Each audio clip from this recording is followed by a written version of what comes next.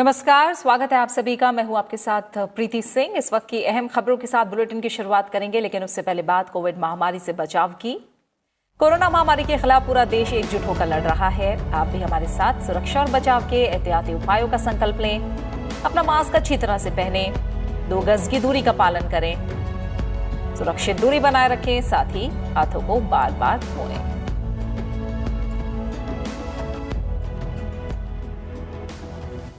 और आइए अब शुरुआत करते हैं मुख्य समाचारों के साथ। बिहार में सफलतापूर्वक चुनाव संपन्न कराने के लिए प्रधानमंत्री नरेंद्र मोदी ने निर्वाचन आयोग से लेकर प्रशासन और जनता का जताया आभार। कोरोना काल में कड़ी मेहनत के लिए बीजेपी कार्यकर्ताओं को दिया धन्यवाद। प्रदेश की 243 में से 125 सीटों के साथ एनडीए को मिला है पूर्ण बहुमत।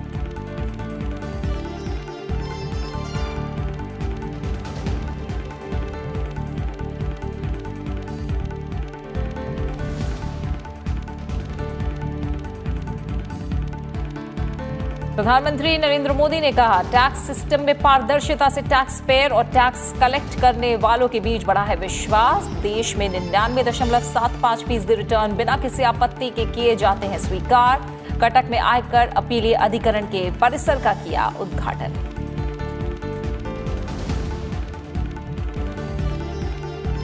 कारोबार जगत को दीपावली से पहले केंद्र सरकार का बड़ा तोहफा। आत्मनिर्भर भारत अभियान के तहत 10 उद्योगों के लिए उत्पादन आधारित प्रोत्साहन पैकेज का ऐलान।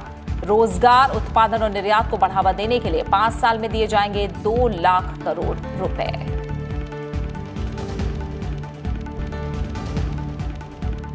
केंद्रीय स्वास्थ्य मंत्री डॉक्टर हर्षवर्धन ने कोविड-19 की स्थिति पर 7 राज्यों के स्वास्थ्य मंत्रियों और अधिकारियों के साथ की बैठक। महामारी की रोकथाम के लिए उपयुक्त तौर तरीकों को बढ़ावा देने पर जोर। देश में 5 लाख से नीचे आए सक्रिय मामले।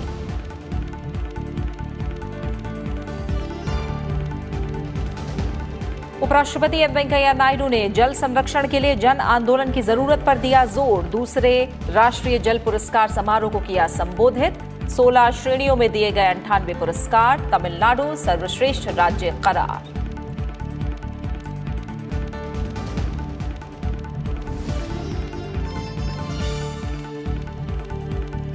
बिहार विधानसभा चुनाव में एनडीए को मिली जीत को लेकर दिल्ली में बीजेपी मुख्यालय में जश्न मनाया गया। प्रधानमंत्री नरेंद्र मोदी भी पार्टी कार्यालय पहुंचे, जहां बीजेपी अध्यक्ष जेपी नड्डा ने उनका स्वागत किया।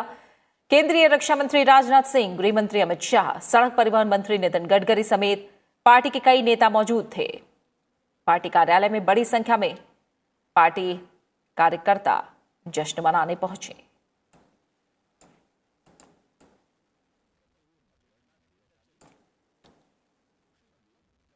प्रधानमंत्री नरेंद्र मोदी ने पार्टी कार्यकर्ताओं को संबोधित करते हुए शांतिपूर्ण चुनाव के लिए सभी को बधाई दी। उन्होंने कहा कि कोरोना संकट के बीच ये चुनाव आसान नहीं था, लेकिन ये लोकतंत्र की ताकत है कि सभी ने मिलकर इसे मुमकिन कर दिखाया।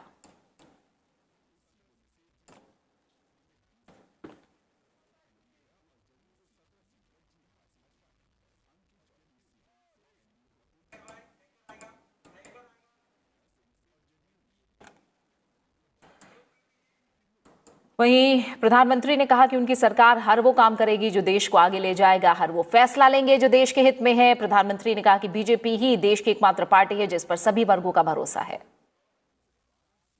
कोरोना के इस संकट काल में ये चुनाव कराना आसान नहीं था, लेकिन हमारी लोकतांत्रिक व्यवस्थाएं इतनी सशक्त हैं, पारदर्शी हैं कि इस संकट के बीच भी उन्होंने इतना बड़ा चुनाव करा करके दुनिया को भी भारत की ताकत की पहचान कराई है।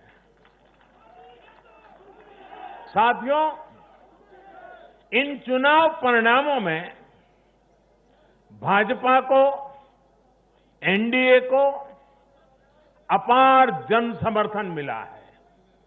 इसके लिए भारतीय जनता पार्टी के, एनडीए के लाखों कार्यकर्ता भाइयों बहनों को जितनी बधाई दूं उतनी कम है। हम हर वो काम करेंगे जो देश को आगे ले जाए। हम हर वो फैसला लेंगे जो देश हित में हो, देश के लोगों के हित में हो। आज भाजपा ही देश की एकमात्र राष्ट्रीय पार्टी है जिसमें गरीब, दलित, पीड़ित, शोषित, वंचित अपना प्रतिनिधित्व देखते हैं, अपना भविष्य देखते हैं। आज भाजपा ही देश की एकमात्र राष्ट्रीय पार्टी है जो समाज के हर वर्ग की आवश्यकताओं को समझती है, हर क्षेत्र की आवश्यकताओं को समझती है और उनके लिए काम कर रही है। आज भाजपा ही एकमात्र पार्टी है जो राष्ट्रीय आकांक्षाओं के साथ ही हर क्षेत्र के गौरव को भी उतने ही गर्व के साथ अपने साथ लेकर के चलती है। और इसलिए आज देश के नौजवानों को सबसे ज्यादा भरोसा किसी पर है तो वो भाजपा है। बीजेपी अध्यक्ष जेपी नड्डा ने इस मौके पर कहा कि बिहार विधानसभा चुनाव और देश के कई राज्यों में विधानसभा उपचुनाव के नतीजे प्रधानमंत्री नरेंद्र मोदी की अगुवाई में जनता की भलाई के लिए किए गए कामों पर मुहर है। उन्होंने कहा कि कोरोना संकट से निपटने को लेकर जिस तरह से केंद्र सरकार ने काम किया उसकी पूरी दुनिया में तारीफ हो रही है। जेपी नड्डा ने कहा कि स्वास्थ्य क्षेत्र के साथ आर्थिक विषयों पर ध्यान दिया गया, गरीब कल्याण पैकेज के जरिए गरीबों की जरूरत का ध्यान रखा। बिहार विधानसभा चुनाव के नतीजे आत्मनिर्भर भारत से लेकर आत्मनिर्भर बिहार के लक्ष्य को मुहर लगाते हैं।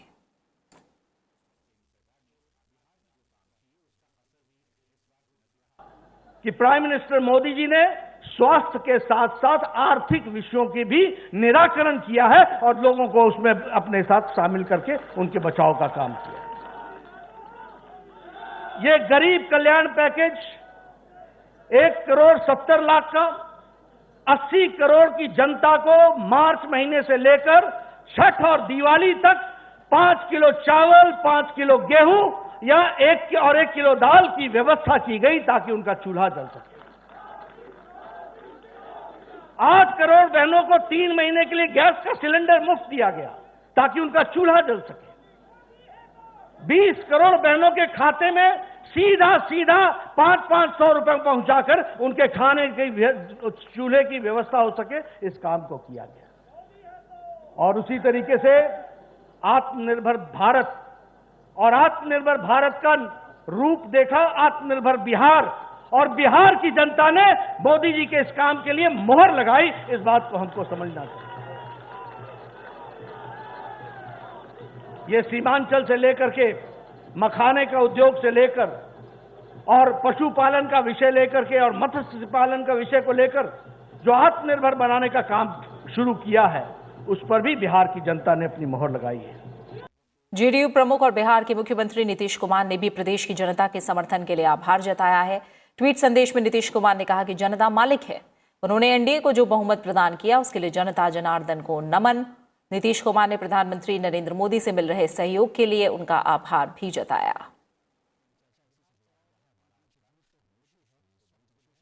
प्रधानमंत्री नरेंद्र मोदी की अध्यक्षता में दीपावली से पहले कैबिनेट और आर्थिक मामलों पर बनी कैबिनेट कमेटी की बैठक में देश के 10 सेक्टरों को एक खास सौगात दी गई है। फार्मा, टीवी, एसी जैसे व्हाइट गुड और 8 अन्य सेक्टरों के लिए प्रोडक्टिविटी लिंक्ड इंसेंटिव स्कीम की घोषणा की गई है। कोविड महामारी के दौरान देश की दवा कंपनियों ने दुनिया के 150 देशों को दवाएं भेजी। इस सेक्टर ने दिखा दिया कि आत्मनिर्भर भारत दुनिया के लिए कितना लाभदायक है। अब सरकार ने फार्मा के साथ साथ 9 और सेक्टरों को 2 लाख करोड़ रुपए की उत्पादन आधारित प्रोत्साहन राशि देने का ऐलान किया है। ये सेक्टर हैं advance chemistry, electronic, white goods, खास तरह का steel, solar PV module, telecom और नेटवर्किंग इक्विपमेंट्स, ऑटोमोबाइल और ऑटोमोबाइल कंपोनेंट, टेक्सटाइल और फूड प्रोडक्ट्स। लगभग 2 लाख करोड़ दिवाली के मौके पर एक उद्योग क्षेत्र को बहुत बड़ा तोहफा, और उससे देश का उत्पादन बढ़ेगा, निर्यात बढ़ेगी, रोजगार बढ़ेगा। तो ये बहुत है, इसके परिणाम भी आने लगे। मोबाइल की अनेक कंपनियां बाहर से भी आए। The FDI has come, foreign companies have come and are manufacturing in India. वित्त मंत्री निर्मला सीतारमण ने इस मौके पर बताया कि उत्पादन आधारित प्रोत्साहन राशि देने के पीछे सरकार के कुछ खास लक्ष्यों को ध्यान में रखा गया है। पहला, आत्मनिर्भरता। दूसरा, कि भारत वैश्विक आपूर्ति श्रृंखला का हिस्सा बने। और तीसरा, सनराइज सेक्टरों को सहारा मिले और रोजगार बढ़े। It also partly answers the question which is frequently asked: does Atmanirbharta mean inward-looking policy? Not at all. We are yet again proving that the policy that we are taking up, even in the PLI, the productivity-linked incentive through which we want manufacturers to come into India, is clearly to say we want to build on our strength, but yet link with the global value chains. इस मौके पर सरकार ने public private partnership से बनने वाली सामाजिक क्षेत्र की परियोजनाओं में भी वायबल गैप फंडिंग की शुरुआत करने की घोषणा की। इसके तहत 2 योजनाएं हैं। पहली योजना वेस्ट वाटर मैनेजमेंट, पानी आपूर्ति से जुड़ी योजनाओं और सॉलिड वेस्ट मैनेजमेंट जैसी योजनाओं के लिए है। केंद्र सरकार इन परियोजनाओं की लागत का अधिकतम 30% खर्च कर सकती है, बशर्ते ये परियोजनाएं अपनी ऑपरेशन कॉस्ट का 100% निकाल लें। अगर स्वास्थ्य या शिक्षा क्षेत्र की कोई परियोजना अपनी ऑपरेशन कॉस्ट का 50% तक निकाल लेती है, तो केंद्र सरकार परियोजना का 40% खर्च उठा सकती है। इसके साथ ही अगले 5 सालों तक उसकी ऑपरेशन कॉस्ट का 25% तक केंद्र सरकार देगी। वायबल गैप फंडिंग योजनाएं अब तक सिर्फ आर्थिक क्षेत्र की परियोजनाओं के विकास के लिए थीं। सामाजिक क्षेत्र के विकास में इस योजना के आने से शिक्षा और जल आपूर्ति जैसे क्षेत्रों की परियोजनाओं को काफी फायदा होगा। देश आज रिफॉर्म, परफॉर्म और ट्रांसफॉर्म के मंत्र के साथ आगे बढ़ रहा है। प्रधानमंत्री नरेंद्र मोदी ने आज वीडियो कॉन्फ्रेंसिंग के जरिए ओडिशा के कटक में आयकर अपीलीय अधिकरण यानी ITAT के अत्याधुनिक कार्यालय सह आवासीय परिसर का उद्घाटन करते हुए ये बात कही। उन्होंने कहा कि टैक्स सिस्टम में पारदर्शिता से टैक्स पेयर और टैक्स कलेक्ट करने वालों के बीच विश्वास बढ़ा है। वीडियो कॉन्फ्रेंसिंग के जरिए कटक में आयोजित समारोह को संबोधित करते हुए प्रधानमंत्री नरेंद्र मोदी ने कहा कि टैक्स पेयर पूरी टैक्स व्यवस्था में बहुत बड़े बदलाव और पारदर्शिता का साक्षी बन रहा है। प्रधानमंत्री ने कहा कि पहले की सरकारों के समय टैक्स टेररिज्म की शिकायतें होती थी, लेकिन आज देश उसे पीछे छोड़कर टैक्स ट्रांसपेरेंसी की तरफ बढ़ रहा है। पहले की सरकारों के समय शिकायतें होती थी टैक्स टेररिज्म, चारों तरफ यही शब्द सुनाई देता था, टैक्स टेररिज्म। आज देश उसे पीछे छोड़कर टैक्स ट्रांसपेरेंसी की तरफ बढ़ रहा है। टैक्स टेररिज्म से टैक्स ट्रांसपेरेंसी का एक बदलाव इसलिए आया है क्योंकि हम रिफॉर्म, परफॉर्म और ट्रांसफॉर्म के अप्रोच के साथ आगे बढ़ रहे हैं। प्रधानमंत्री ने कहा कि आज देश में जो रिटर्न फाइल होते हैं उनमें से 99.75% बिना किसी आपत्ति के स्वीकार कर लिए जाते हैं। ये बहुत बड़ा बदलाव है जो देश के टैक्स सिस्टम में आया है। अब सरकार की सोच ये है कि जो इनकम टैक्स रिटर्न फाइल हो रहा है उस पर पहले पूरी तरह विश्वास करो। इसी का नतीजा है कि आज देश में जो रिटर्न फाइल होते हैं उनमें से 99.75% बिना किसी आपत्ति के स्वीकार कर लिए जाते हैं। सिर्फ 0.25% मामलों में ही स्क्रूटिनी कराई जा रही है। ये बहुत बड़ा बदलाव है जो देश के टैक्स सिस्टम में आया है। प्रधानमंत्री नरेंद्र मोदी ने इस मौके पर आधुनिक तकनीक के इस्तेमाल पर भी जोर दिया। साथियों, आज हम टेक्नोलॉजी के जिस दौर में पहुंच रहे हैं वहां पूरे सिस्टम का अपग्रेडेशन बहुत जरूरी है।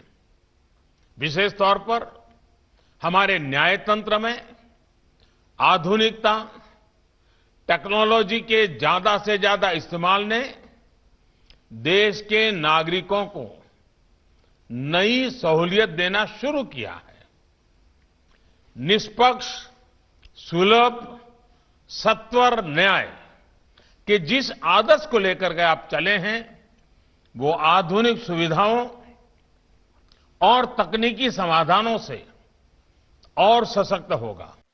इस मौके पर प्रधानमंत्री ने कहा कि कटक बेंच अपने नए और आधुनिक परिसर में स्थानांतरित हो रही है। इतने लंबे समय तक किराए की बिल्डिंग में काम करने के बाद अपने घर में जाने की खुशी कितनी होती है, इसका अनुमान आप सभी के चेहरों को देखकर लगाया जा सकता है। ITAT कटक पीठ का नवनिर्मित कार्यालय सह आवासीय परिसर 1.60 एकड़ क्षेत्र में फैला हुआ है। इस अवसर पर ITAT पर एक कॉफी टेबल बुक का विमोचन भी किया गया। आयकर अपीलीय अधिकरण, जिसे ITAT के नाम से भी जाना जाता है, प्रत्यक्ष करों के क्षेत्र में एक अहम संवैधानिक निकाय है। ITAT की कटक पीठ की स्थापना 23 मई 1970 को की गई थी। उपराष्ट्रपति एम वेंकैया नायडू ने जल संरक्षण को जन आंदोलन बनाने पर जोर दिया है। जल संरक्षण को समय की आवश्यकता बताते हुए उन्होंने लोगों से अपनी जीवन शैली में बदलाव का आह्वान किया। उपराष्ट्रपति ने आज दूसरे राष्ट्रीय जल पुरस्कार समारोह का उद्घाटन करते हुए ये बात कही। उन्होंने कहा कि आने वाली पीढ़ियों को सुरक्षित धरती सौंपने के लिए रिड्यूस, रीयूज और रिसाइकिल को अपनाना होगा। is fundamental to life, livelihood, food security and sustainable development, and it is our duty to take all possible steps for conservation of the limited precious resource. Every drop need to be preserved. That is possible if everybody understands the importance, understand the challenge before the mankind, present and future also, with the growing population. So we need to take this message far and wide to every corner of this country. और इसी के साथ फिलहाल इस bulletin में इतना ही, लेकिन चलते चलते एक बार फिर आपसे अपील। कोरोना महामारी के खिलाफ पूरा देश एकजुट होकर लड़ रहा है। आप भी हमारे साथ सुरक्षा और बचाव के एहतियाती उपायों का संकल्प लें। अपना मास्क अच्छी तरह से पहने, 2 गज की दूरी का पालन करें, सुरक्षित दूरी बनाए रखें, साथ ही हाथों को बार बार धोएं। फिलहाल मुझे दीजिए इजाजत और अपना अच्छे से ख्याल रखिए। नमस्कार।